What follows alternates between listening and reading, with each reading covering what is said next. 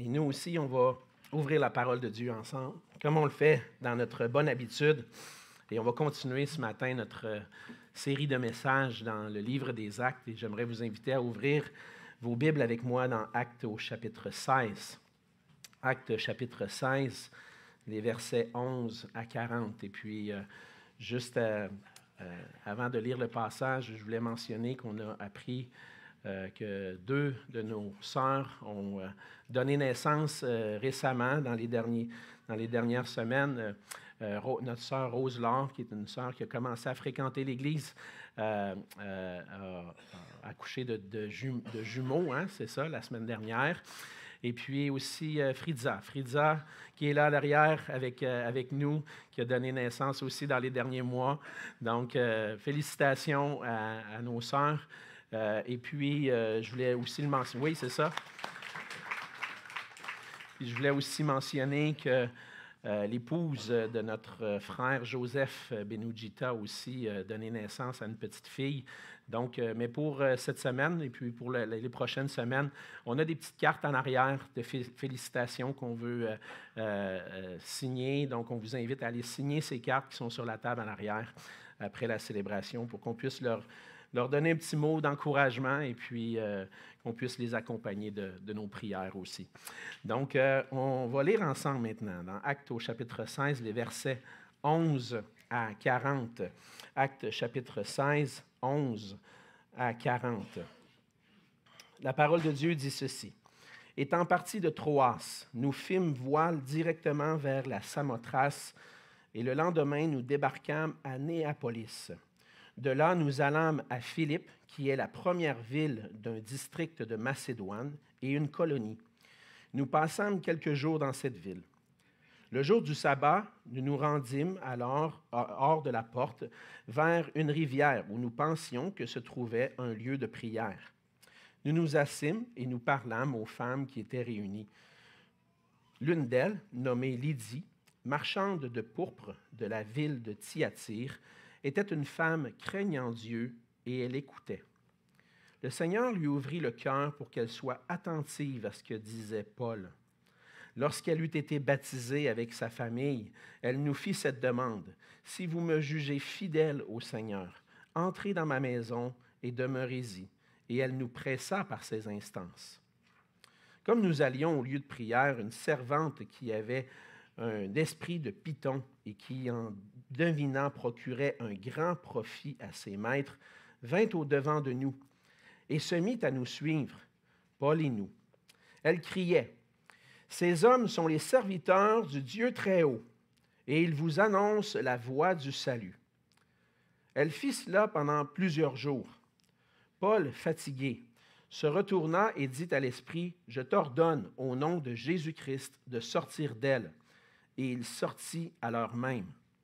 Les maîtres de la servante, voyant disparaître l'espoir de leur gain, se saisirent de Paul et de Silas et les traînèrent sur la place publique devant les magistrats. Ils les présentèrent aux prêteurs en disant, « Ces hommes troublent notre ville. Ce sont des Juifs qui annoncent des coutumes qu'il ne nous est permis ni de recevoir ni de suivre, à nous qui sommes Romains. » La foule se souleva aussi contre eux, et les prêteurs, ayant fait arracher leurs vêtements, ordonnèrent qu'on les batte de verges. Après qu'on les eut chargés de coups, ils les jetèrent en prison en recommandant au geôlier de les garder sûrement. Le geôlier, ayant reçu cet ordre, les jeta dans la prison intérieure et leur mit les ceps aux pieds. Vers le milieu de la nuit, Paul et Silas priaient et chantaient les louanges de Dieu, et les prisonniers les entendaient. Tout à coup, il se fit un grand tremblement de terre, en sorte que les fondements de la prison furent ébranlés. Au même instant, toutes les portes s'ouvrirent et les liens de tous les prisonniers furent rompus.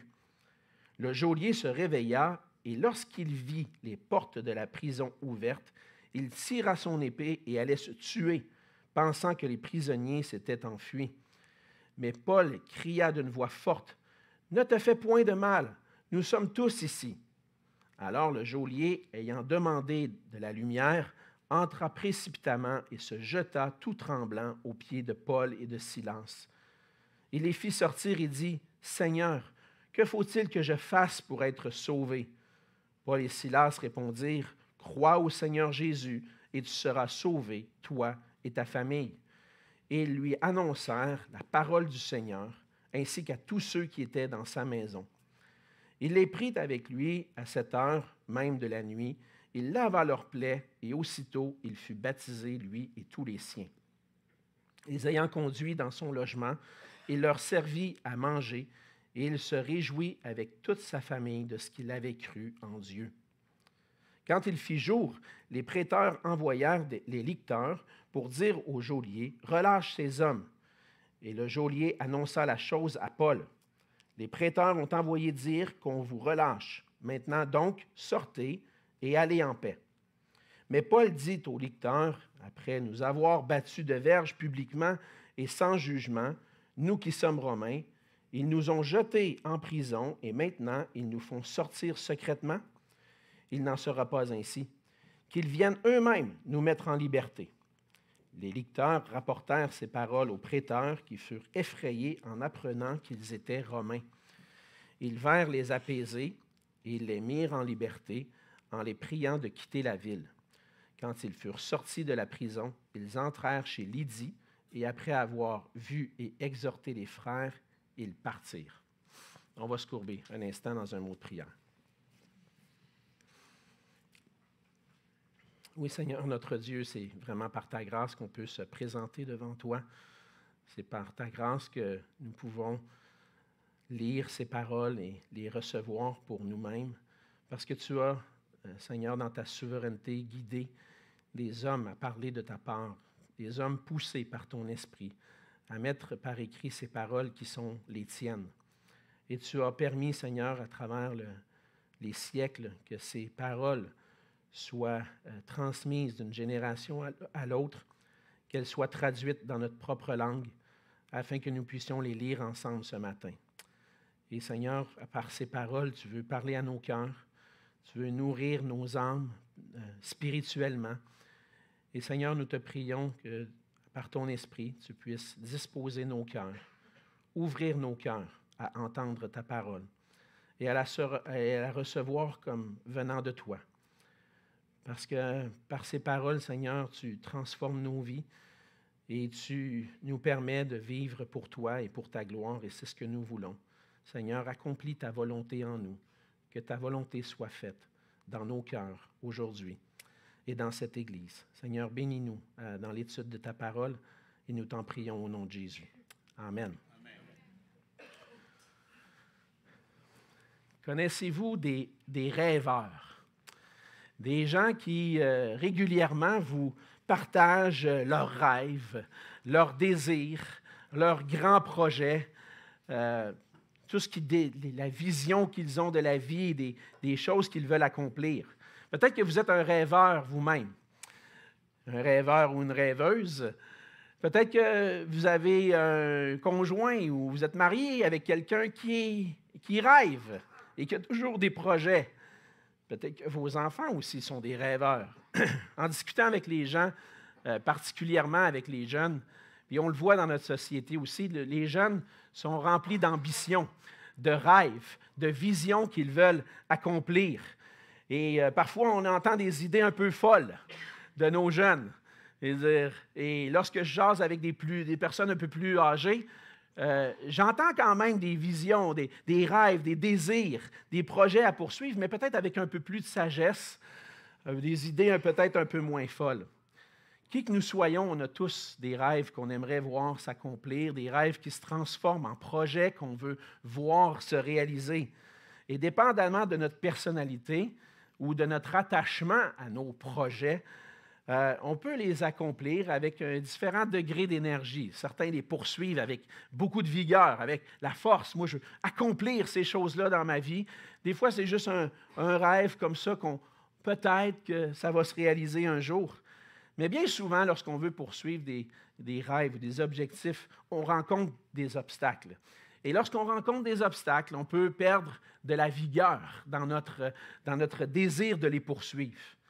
En tant qu'Église, et même personnellement, dans la mission que le Seigneur nous a donnée, nous a confié, on a parfois des rêves pour l'œuvre de Dieu, pour la mission du Seigneur. Et on a des visions qu'on aimerait voir s'accomplir dans l'Église. Toutefois, il peut arriver parfois qu'on rencontre des obstacles devant ces projets qu'on forme dans nos cœurs pour le Seigneur, et même parfois que ces obstacles-là nous amènent à nous décourager, à nous faire perdre notre vigueur pour poursuivre ces projets-là. Et lorsqu'on rencontre des obstacles dans la mission de Jésus-Christ, on peut perdre la motivation et le courage même de continuer. Même que parfois, on est témoin de chrétiens qui ont le goût de tout abandonner, même parce que les projets n'ont pas fonctionné. Eh bien, dans le passage de ce matin, on voit le ministère de l'apôtre Paul lors de son 2e voyage missionnaire, un voyage où Paul a rencontré des obstacles. À la suite de la séparation de Paul et Barnabas qu'on a vu la semaine passée dans le passage, Paul est parti avec Silas, un frère de l'Église de Jérusalem, pour aller continuer d'encourager les frères et affermir les églises qui avaient été mises en place, établies pendant qu'ils étaient dans leur premier voyage. Et il y allait aussi pour continuer d'annoncer la bonne nouvelle du Seigneur dans des nouvelles régions. Et on a vu la semaine dernière que Paul avait formulé le projet d'aller dans certaines régions pour annoncer l'Évangile, mais que finalement, le Saint-Esprit l'en a empêché. Et puis, de voir peut-être cette réalité-là, d'être empêché d'aller à certains endroits, peut-être que ça aurait pu décourager Paul. Mais on a vu que Paul n'a pas fait de ça un obstacle. Au contraire, il a continué d'avancer. Et puis, il s'est rendu à Troas, là où le passage commence aujourd'hui. Et puis, alors qu'il est à Troas, le Seigneur lui donne une vision. La vision d'un Macédonien qui lui dit « Viens à notre secours ». Et puis, avec son équipe, Paul est parti pour la Macédoine. Et puis, on va voir à travers ce voyage en Macédoine que Paul a rencontré des obstacles. Et des obstacles dans l'œuvre qu'il faisait pour le Seigneur. Mais malgré les obstacles, Paul n'a pas abandonné. Paul a poursuivi cette mission que le Seigneur lui avait confiée, puis il a continué en faisant confiance au Seigneur. Et de l'engagement de Paul qu'on voit dans ce passage à poursuivre la mission malgré les obstacles, on apprend que puisque le Seigneur dirige sa mission, nous devons annoncer la bonne nouvelle là où il nous conduit. On ne doit pas perdre courage. On doit continuer quand même. C'est le Seigneur qui dirige sa mission. Peut-être pas parfois, peut-être pas selon nos rêves ou nos ambitions peut-être. Mais comme Paul avait formulé le projet d'aller dans certains endroits, ça n'a pas fonctionné. Le Seigneur l'a envoyé à un autre endroit. Et on peut voir à travers les obstacles et que malgré les obstacles, le Seigneur, on peut lui faire confiance parce que c'est lui qui nous dirige dans notre mission. Et on voit que le Seigneur dirige dans la mission qu'il nous a confiée, premièrement dans les versets 11 à 15, dans le fait que le Seigneur ouvre les cœurs pour recevoir sa parole. C'est lui qui dirige sa mission et qui en donne les fruits. C'est lui qui ouvre les cœurs pour recevoir sa parole. Et on commence à partir du verset 11 que Paul est parti de Troas et a traversé avec son équipe la mer Égée, ont traversé certaines régions, sont débarqués une journée à Néapolis et puis ont continué pour traverser jusqu'en Macédoine, jusqu'au continent. Et puis, ils se sont rendus à Philippe, qui était une ville de Macédoine, une colonie romaine. C'est une colonie romaine qui avait été établie par Jules César aux alentours de 50 avant Jésus-Christ. Et donc, il y avait beaucoup de Grecs et de Romains à cet endroit-là. Et le texte nous dit que Paul et son équipe ont passé quelques jours à Philippe avant de se rendre dans un lieu de prière le jour du sabbat. Et au jour du sabbat, Paul s'est rendu près de la rivière, il y avait un lieu de prière, et on peut voir que dans ces villes-là, il n'y avait peut-être pas autant de Juifs, parce qu'il n'est pas allé dans une synagogue. On est habitué de voir Paul entrer dans une synagogue et d'aller dans la synagogue pour aller rencontrer les Juifs premièrement, mais à Philippe, il n'est pas allé dans la synagogue. Probablement parce qu'il n'y avait pas assez de leaders juifs dans la région pour avoir cette synagogue-là, mais il a entendu parler, dans les quelques jours où il était là, d'un lieu de prière qui avait lieu en dehors de la ville. Et donc, Paul s'est dirigé avec ses amis et puis ses compagnons, et puis il a rencontré un groupe de femmes qui étaient réunies. Et parmi ces femmes-là, il y avait Lydie. Lydie, c'est une marchande de pourpre, le texte nous dit. Le pourpre, c'était une substance qui était utilisée pour colorer les objets. Et puis, elle est une marchande de pourpre de la ville de Thyatire. Donc, elle venait de l'autre côté, de où Paul venait, justement. Il y avait d'une région d'Asie mineure, mais elle était maintenant marchande de pourpre en Macédoine. Probablement qu'elle avait établi un commerce dans cette région-là. Mais ce qu'on apprend de Lydie, c'était que c'était une femme d'affaires, une femme qui faisait de la business. Et puis, on peut voir qu'elle avait probablement du succès dans ses affaires parce qu'elle avait une maison assez grande pour accueillir Paul et ses compagnons pendant son voyage. Mais non seulement ça, à la fin du passage, on voit qu'il y a l'Église même se réunissait dans sa maison. Donc, elle avait une maison assez grande pour accueillir les gens. Et on voit qu'à travers cette rencontre-là, Luc va décrire, en fait, que Lydie était une femme qui craignait Dieu. Donc, elle était là dans le lieu de prière parce que c'est une femme craignant Dieu, qui n'était pas prosélyte, elle ne s'était pas convertie complètement au judaïsme, mais une femme qui craignait Dieu. Un peu comme Corneille, qu'on a vu lorsque Pierre est allé annoncer l'Évangile à ce centenier romain. Et Lydie est une femme qui craint Dieu. Et puis, on voit dans le passage qu'il est arrivé quelque chose de spécial. Le Seigneur était à l'œuvre dans le cœur de Lydie. On lit au verset 14 qu'elle était une femme craignant Dieu, mais qu'elle écoutait aussi. Elle était attentive. Et c'est le Seigneur qui lui avait ouvert le cœur pour qu'elle soit attentive à ce que disait Paul. Intéressant ici de voir que Dieu travaille et le Seigneur lui-même travaille dans les cœurs de ceux qui entendent l'Évangile. Et puis, c'est lui qui a... Et on voit ici la grandeur de la souveraineté de Christ. Christ est souverain sur toutes choses. On connaît cette idée-là. En tant que chrétien, on sait que Dieu règne, que le Seigneur est Seigneur de l'univers, qu'il est le Seigneur des seigneurs, le roi des rois, celui qui domine sur toutes choses. Mais on voit ici que le Seigneur n'est pas seulement... dirige pas seulement les choses extérieurement, mais qui peut aussi guider et diriger les choses et est souverain sur les cœurs des êtres humains.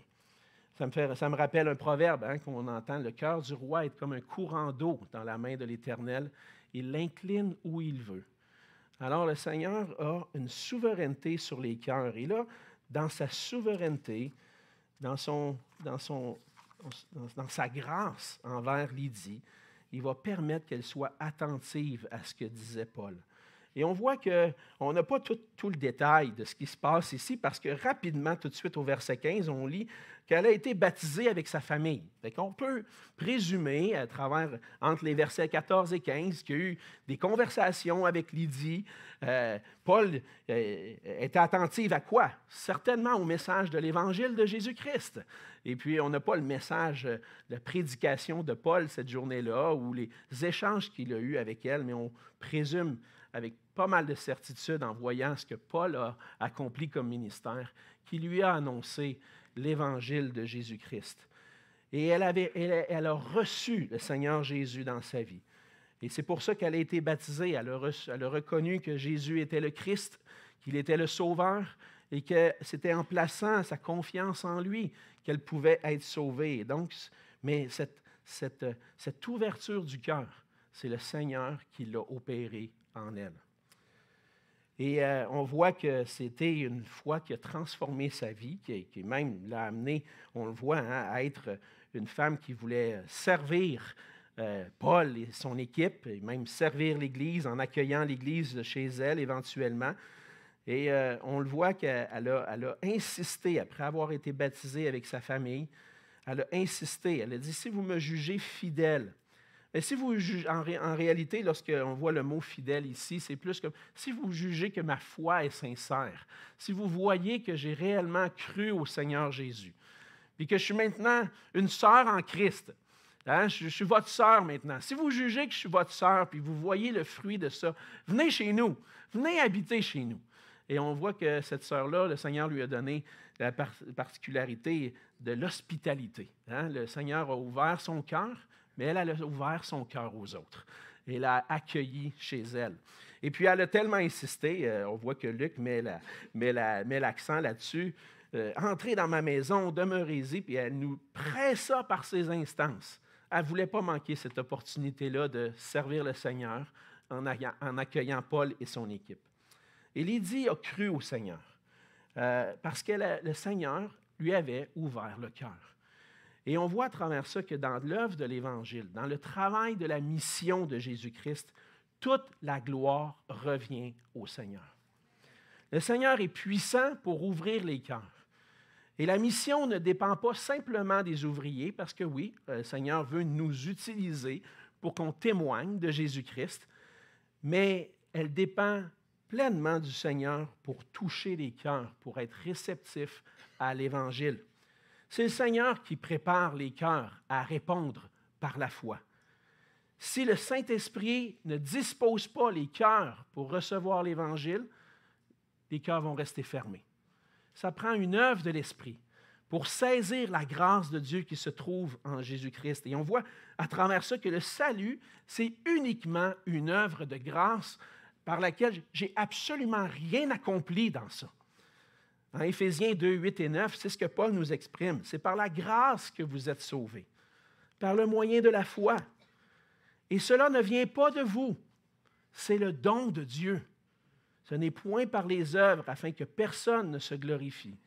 Et dans ce passage-là, bien souvent, on se pose la question au verset 8, quand que Paul dit « Et cela ne vient pas de vous, c'est le don de Dieu ». Mais qu'est-ce qui est le don de Dieu? Le salut, être sauvé, ou la foi? Parce qu'on voit les deux. C'est par la grâce que vous êtes sauvés, par le moyen de la foi. Certains vont distinguer les deux. Ils vont dire, bien, le don de Dieu, c'est la grâce. Et nous, on accomplit la foi. Et je ne suis pas d'accord avec ça. Je pense qu'on doit comprendre le texte comme incluant les deux. Le salut et la foi, c'est le don de Dieu. C'est Dieu qui nous donne, par sa grâce, d'avoir des cœurs ouverts à entendre l'Évangile, puis à recevoir cette grâce-là par la foi. Le salut ne vient pas de nous. Le salut par la foi ne vient pas de nous, mais c'est un don de Dieu.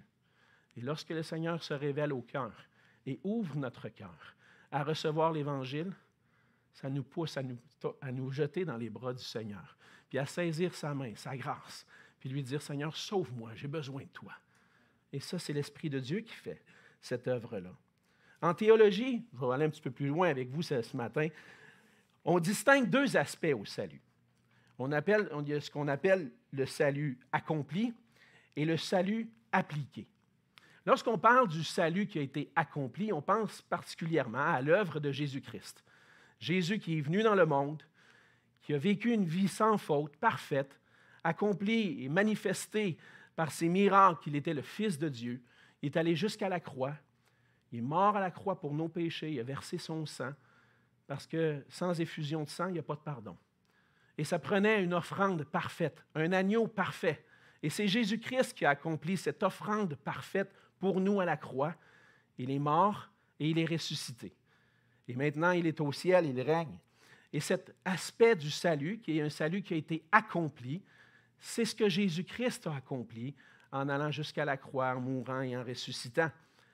Mais il y a aussi l'aspect du salut qui est appliqué. Ça, c'est le salut que nous, en quelque sorte, qui est appliqué à nos vies lorsqu'on vient à Christ.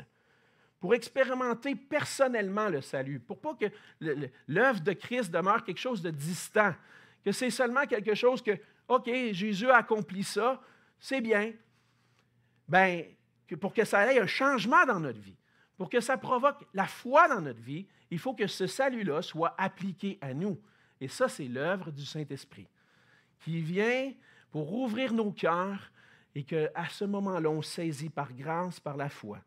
Le salut, c'est une grâce de Dieu dans tous les aspects, accompli et appliqué. Ce qui veut dire que si je suis sauvé aujourd'hui, si j'ai la foi en Jésus-Christ pour mon salut, tout ça, c'est par la grâce. C'est le salut accompli par Jésus-Christ et appliqué à mon cœur par le Saint-Esprit et qui a été manifesté extérieurement en moi à travers moi par la repentance et la foi en Jésus-Christ. Et ça, c'est une grâce de Dieu. Le salut, ce n'est pas simplement une décision, mais c'est une pleine confiance en Jésus-Christ qui vient d'un cœur transformé qui a été ouvert à sa parole.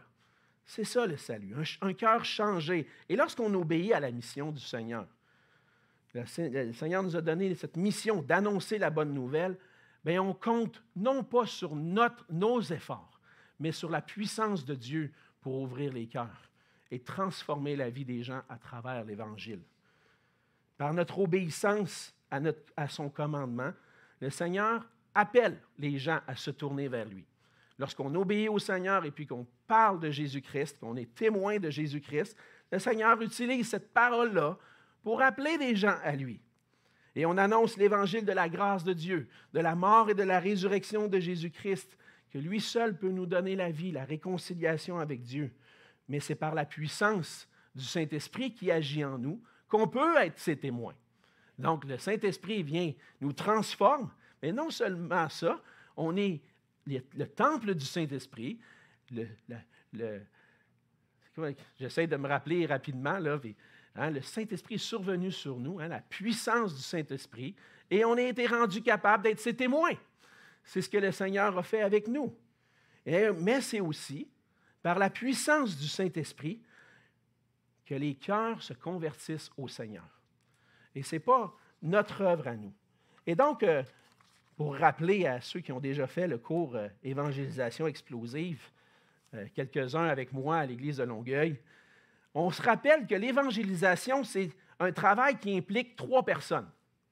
Il y a celui qui parle et qui annonce l'Évangile, il y a celui qui entend l'Évangile, et il y a le Saint-Esprit qui travaille dans les cœurs des 2.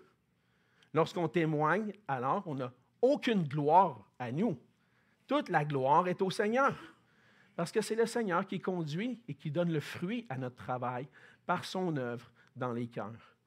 Et tout ce qu'on peut faire, c'est se réjouir. Lorsqu'on voit que le Seigneur nous a utilisés pour témoigner de sa parole, puis qu'on voit un cœur convaincu par l'Évangile, c'est pas moi, c'est le Saint-Esprit qui l'a convaincu. Puis lorsqu'on voit quelqu'un qui se convertit au Seigneur, on se réjouit. Et toute la gloire est à Dieu.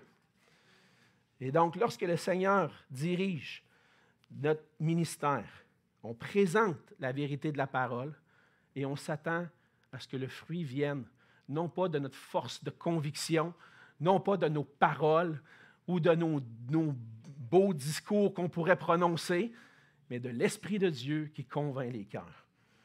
Et le Seigneur nous dirige et les résultats de sa mission lui appartiennent à lui. C'est lui qui donne le fruit. C'est lui qui ouvre les cœurs pour qu'ils soient attentifs à sa parole et qu'ils la reçoivent.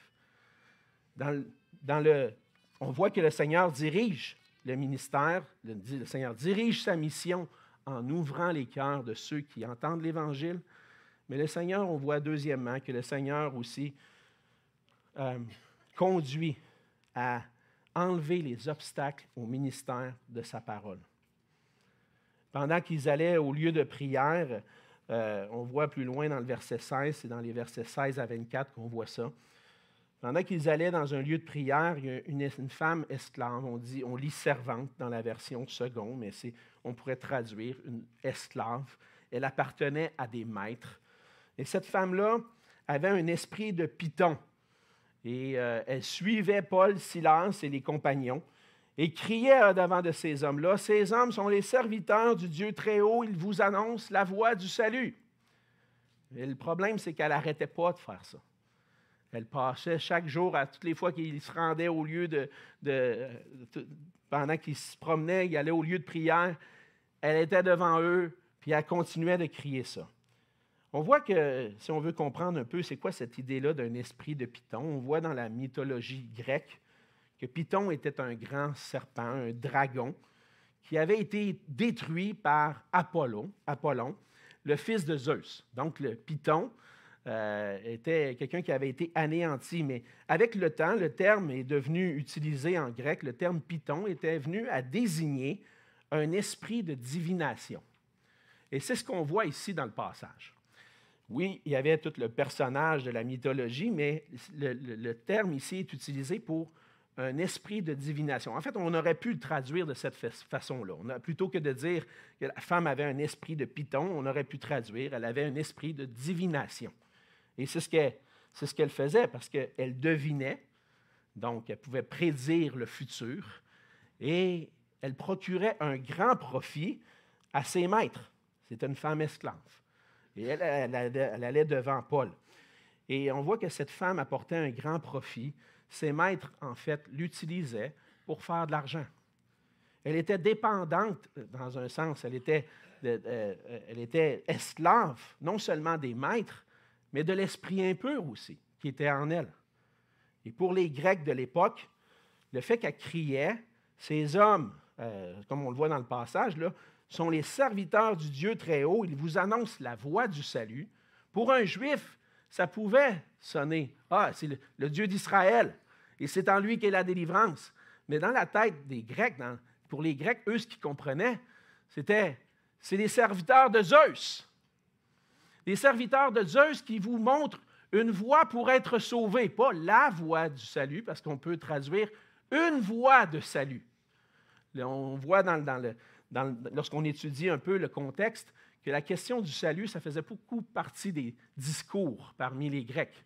Cette idée de comment on peut être sauvé, puis de telle façon, puis de cette façon, tel chemin, tel autre chemin.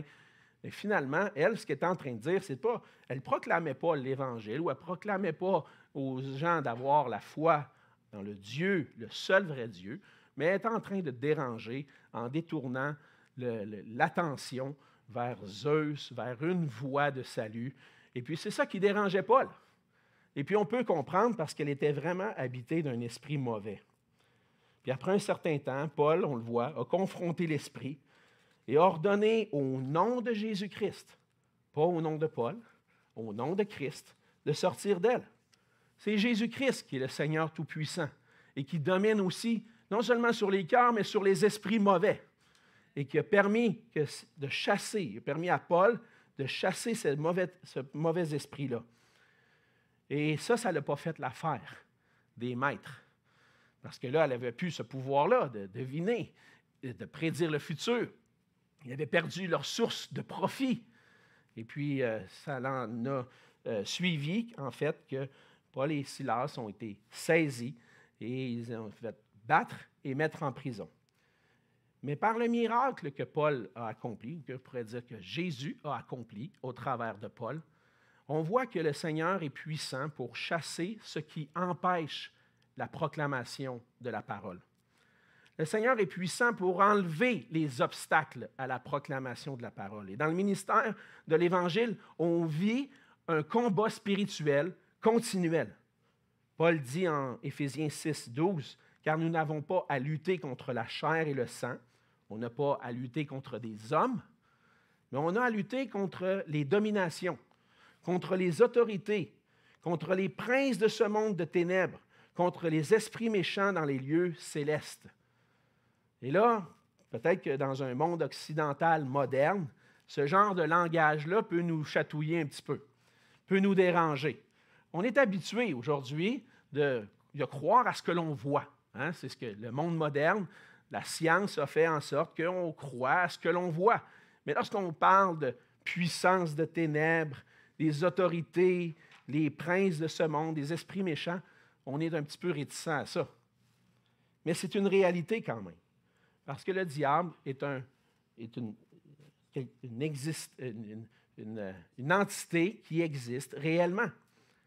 Le diable cherche de plusieurs façons à garder les gens dans l'ignorance, à mettre des obstacles à l'Évangile qui vont empêcher d'entendre la bonne nouvelle de Jésus-Christ.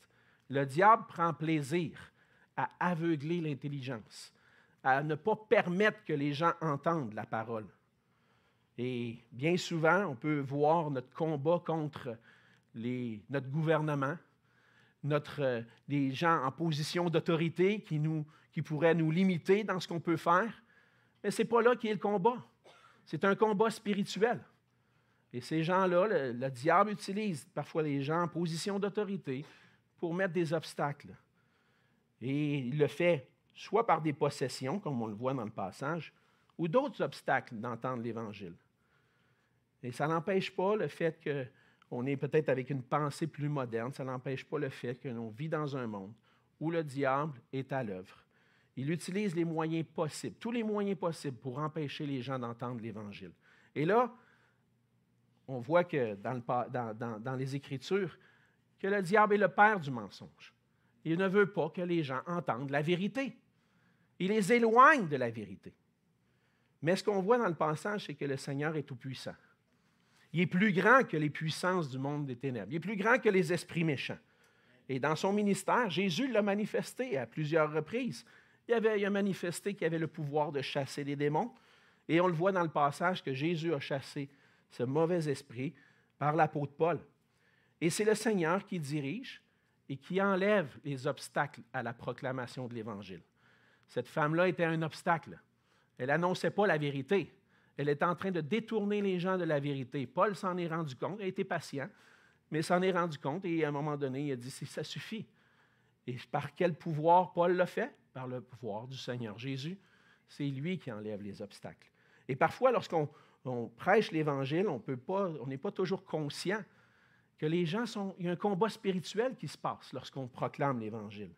Et on doit prier que le Seigneur enlève les obstacles lorsqu'on proclame l'Évangile, parce que la mission est impossible sans prière.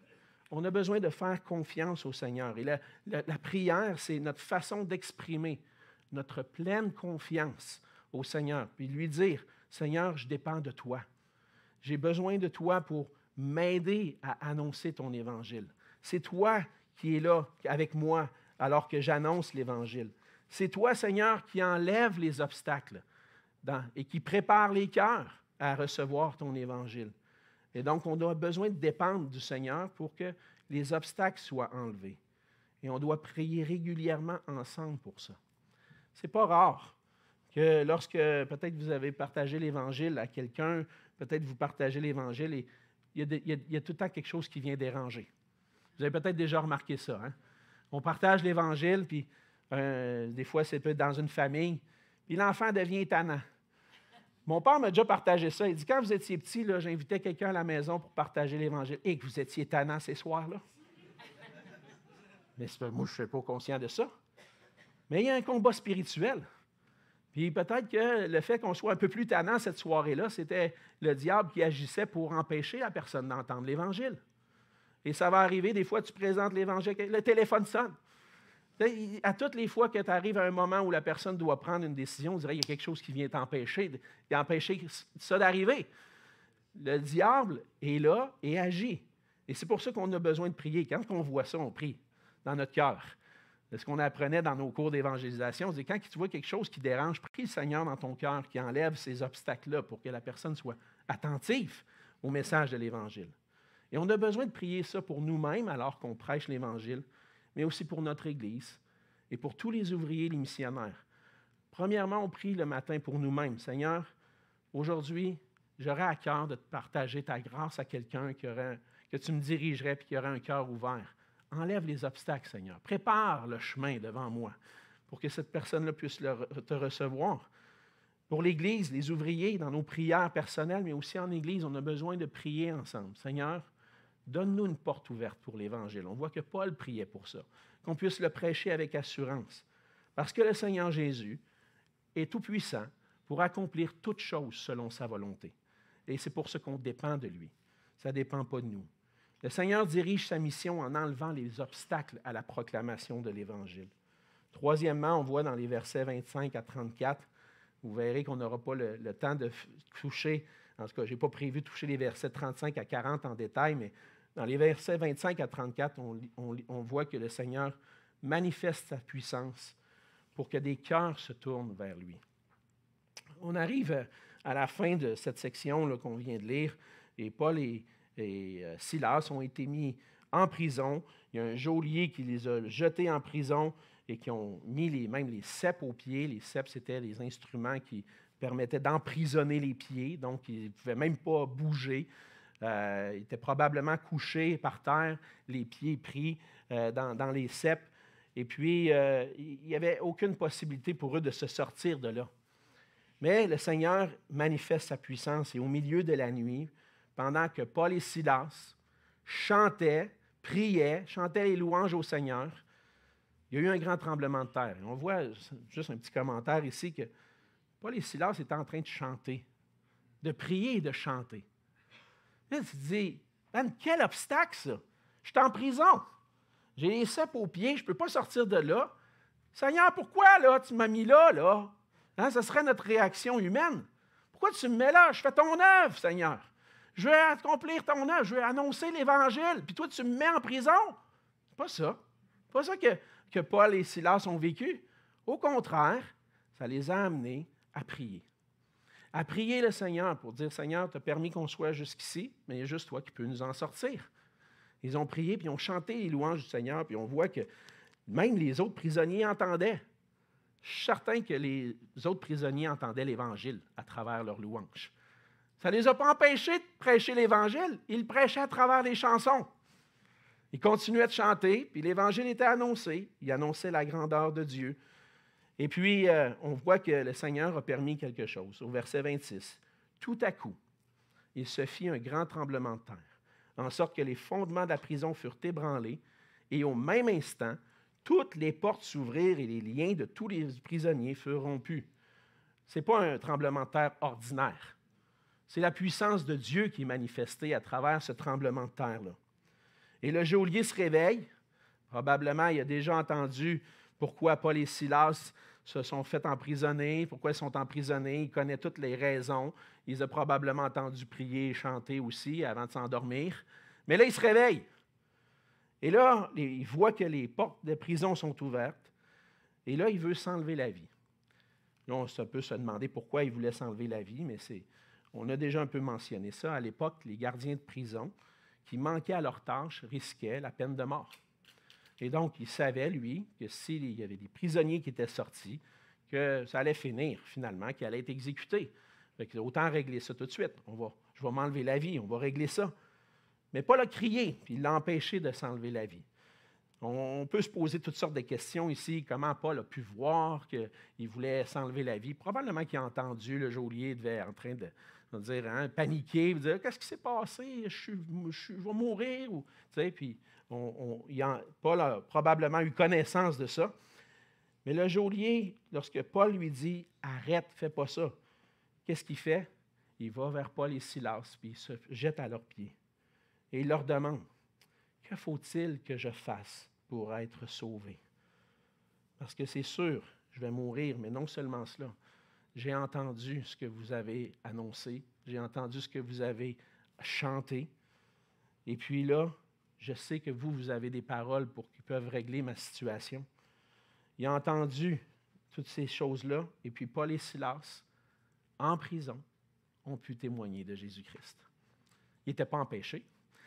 Le Seigneur a enlevé les obstacles. Il a permis qu'ils puissent parler quand même. Et là, Paul et Silas ont répondu, « Crois au Seigneur Jésus et tu seras sauvé, toi et ta famille. » Il faut faire attention ici pour ne pas aller trop loin dans notre interprétation.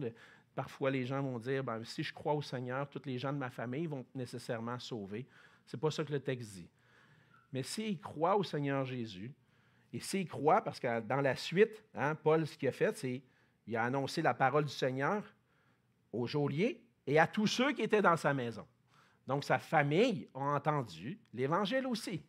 Et on voit que si Paul les a baptisés, c'est parce que le Seigneur avait touché leur cœur à eux aussi. Crois au Seigneur Jésus, tu seras sauvé. Et ceux de ta famille qui croient au Seigneur Jésus aussi, ils ont besoin de la foi au Seigneur Jésus pour être sauvés. Sans la foi, il n'y a pas de pardon. Sans la foi et la repentance, on n'a pas accès à la grâce de Dieu. Ça prend cette repentance et cette foi qui vient de l'Esprit de Dieu. Et ils ont annoncé la parole du Seigneur, la bonne nouvelle, et le gardien de prison et tous ceux qui étaient dans sa maison, plusieurs ont cru, et ils ont été sauvés, et ils ont été baptisés. Mais ce récit-là nous montre que c'est la puissance de Dieu qui a été manifestée dans le tremblement de terre, la libération des prisonniers qui a conduit le gardien de prison à être sauvé, à se convertir au Seigneur, lui et sa famille. C'est pas... Et c'est là qui est intéressant lorsqu'on prend le temps d'analyser tout ça. Le tremblement de terre n'avait pas pour but de libérer les prisonniers. Parce qu'ils sont restés là. Ils ne sont pas sortis. Il a fallu par après que les autorités viennent et disent « tu peux les libérer ».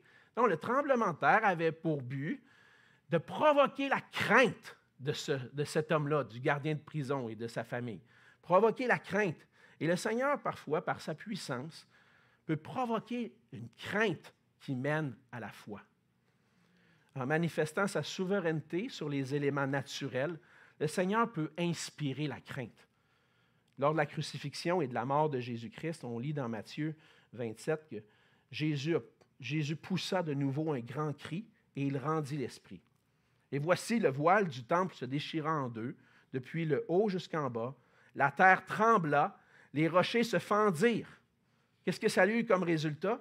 Le centenier et ceux qui étaient avec lui pour garder Jésus, ayant vu le tremblement de terre et ce qui venait d'arriver, furent saisis d'une grande frayeur et dirent, assurément, cet homme était fils de Dieu. Le tremblement de terre avait servi à faire prendre conscience que cet homme-là, Jésus-Christ, c'était le Fils de Dieu. Et de la même façon, le Seigneur utilise un tremblement de terre pour convaincre le geôlier que le Dieu que Paul prêche, que le Jésus que Paul prêche, c'est celui qui peut le sauver. On voit qu'au temps de la pandémie, on entend le témoignage de plusieurs églises. Depuis la pandémie, on n'a plus de place dans notre bâtiment. Pourquoi? Le Seigneur a manifesté sa puissance à travers une pandémie, à travers un virus. Plusieurs ont eu de la crainte et peut-être une frayeur. Ils ont dit, hey, si j'étais mort de ça, moi.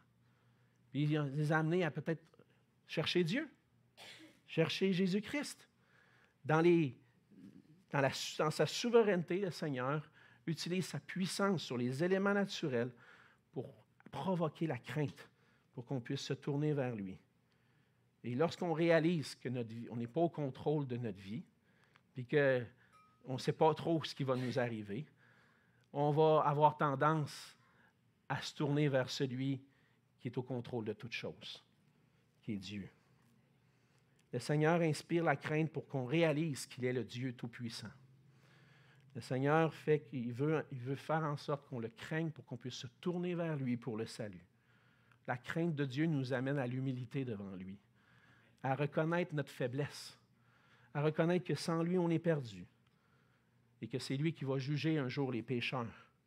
La crainte nous pousse à venir à lui avec foi, à abandonner notre vie d'orgueil et de rébellion pour qu'on puisse recevoir la grâce, son pardon, à être réconcilié avec ce Dieu qui offre la grâce. Par sa puissance, le Seigneur peut provoquer la crainte qui conduit à la foi. Et le Seigneur accorde le salut et la paix à tous ceux qui se tournent vers lui. C'est ce qu'on voit dans le passage. Pour recevoir le salut de Dieu, on doit croire en Jésus-Christ comme Seigneur. On doit reconnaître que c'est lui le seul Sauveur, le seul Seigneur, le seul qui a tout accompli, le salut accompli par Jésus-Christ, comme on a mentionné tout à l'heure. Le seul qui a accompli ce qui était nécessaire à notre salut. C'est lui qui a subi le châtiment qu'on méritait à cause de nos péchés. C'est Christ qui l'a accompli, personne d'autre. Il a offert sa vie en sacrifice. Il a versé son sang pour qu'on puisse avoir le pardon. Et ce cadeau qui a été offert pour nous à la croix, on doit le recevoir par la foi. Et le Seigneur accorde le salut à tous ceux qui croient en lui. Et quand on se tourne vers le Seigneur, il nous donne sa paix, il nous donne sa joie. On voit que le gardien de prison, à la fin du passage, dans le verset 34, juste avant, a pris soin de Paul et puis il a été baptisé avec les siens qui ont cru avec lui. Au verset 34, les ayant conduits dans son logement, il leur servit à manger et il se réjouit avec toute sa famille de ce qu'ils avaient cru en Dieu. Lorsqu'on croit au Seigneur Jésus, ça nous apporte la joie et la paix. Lorsqu'on se tourne vers le Seigneur, la crainte se transforme en joie et en paix. On n'a plus à craindre la mort, parce que par sa résurrection, Jésus-Christ a vaincu la mort. Et cette paix, ce n'est pas une paix ordinaire, c'est une paix qui vient de Dieu.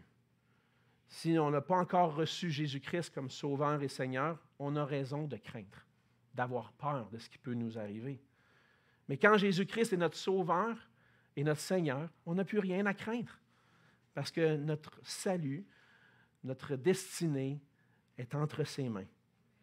Et au milieu de la détresse, Paul et Silas, qui étaient en prison, qui auraient pu être dans la détresse de savoir qu'est-ce qui va nous arriver. Est-ce qu'ils nous ont fait battre de verge? Est-ce qu'ils vont nous mettre à mort? Non. Ils n'ont pas eu la crainte d'avoir peur, mais plutôt ils se sont confiés dans celui qui pouvait toutes choses. Ils ont cru au Seigneur Jésus. Et au milieu de la détresse, Paul pouvait chanter les louanges. Et ces louanges pouvaient ressembler à ce qu'on lit dans les psaumes, entre autres le psaume 46.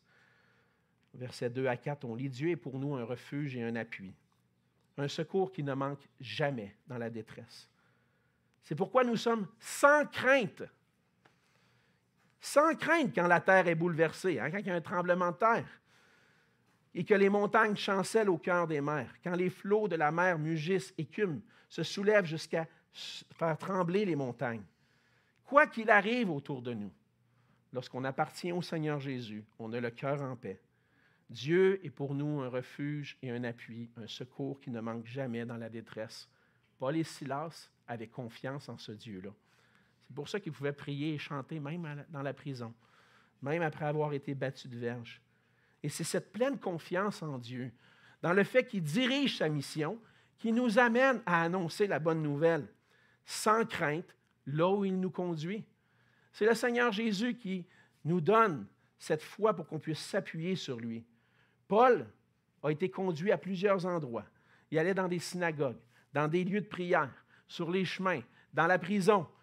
Peu importe où le Seigneur le conduisait, il ne voyait pas ça comme un obstacle à prêcher l'Évangile. Non, je suis là, je vais prêcher l'Évangile là où Dieu me conduit. Et comme Paul peut nous conduire vers différents types de personnes aussi. Une femme d'affaires, une esclave qui est prise d'un mauvais esprit, un gardien de prison, nommez-les. Le Seigneur nous dirige, c'est lui qui dirige sa mission. Et là où on est, qui qu'on rencontre, il veut qu'on ouvre la bouche pour lui, qu'on partage la paix qu'on a trouvée en lui. Et quoi qu'il en soit, on ne veut pas vivre dans la crainte, parce que c'est lui qui me dirige, c'est lui qui dirige sa mission. Et encore aujourd'hui, le Seigneur peut manifester sa puissance de plusieurs façons pour que les cœurs se tournent vers lui.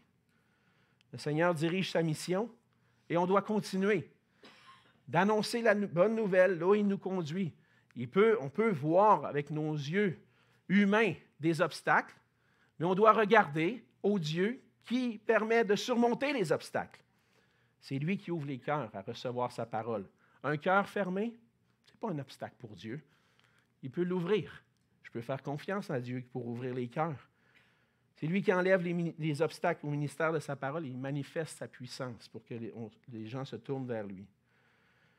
La mission que le Seigneur nous a confiée dépend totalement de lui. Et c'est ce qu'on doit faire.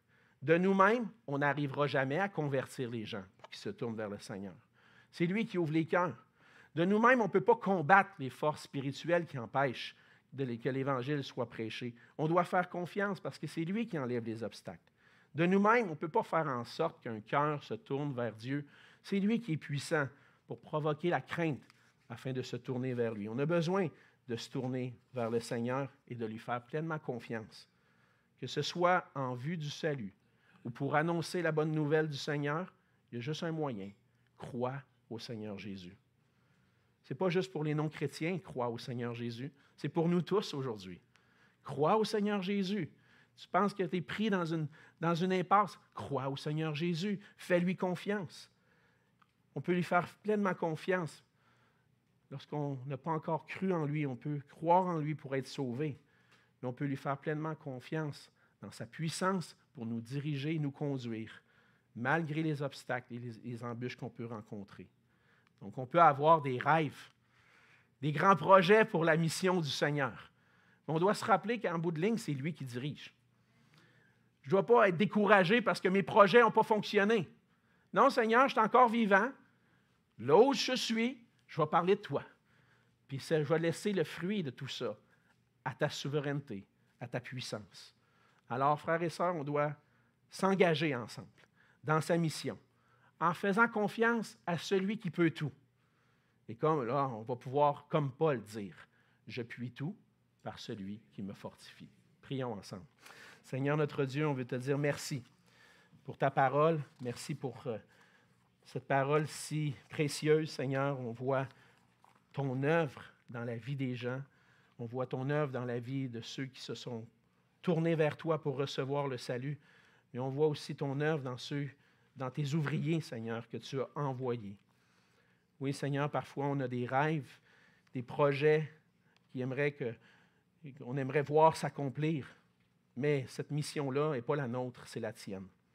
Alors aide-nous, Seigneur, à te faire confiance, à mettre un pas en avant, à continuer de témoigner là où tu nous conduis, en s'appuyant sur toi, Seigneur, parce que c'est toi qui convainc les cœurs, qui enlève les obstacles et qui est puissant pour que les cœurs se tournent vers toi. Aide-nous à te faire pleinement confiance, Seigneur, et donne-nous le courage d'ouvrir la bouche pour toi. Et que si on voit des fois les obstacles, qu'on puisse continuer de te faire confiance parce qu'on sait que tu es souverain sur toutes choses. Utilise-nous, Seigneur, pour qu'on puisse briller par le témoignage de l'Évangile, que cette Église puisse briller dans cette région et utilise-nous aussi pour soutenir les ouvriers partout sur la terre, Seigneur, et pour que des gens puissent venir à toi et être sauvés. Merci pour ta grâce envers nous. Merci pour le privilège que nous avons de t'appartenir. Fortifie-nous par ta grâce. Et c'est en Jésus qu'on te prie.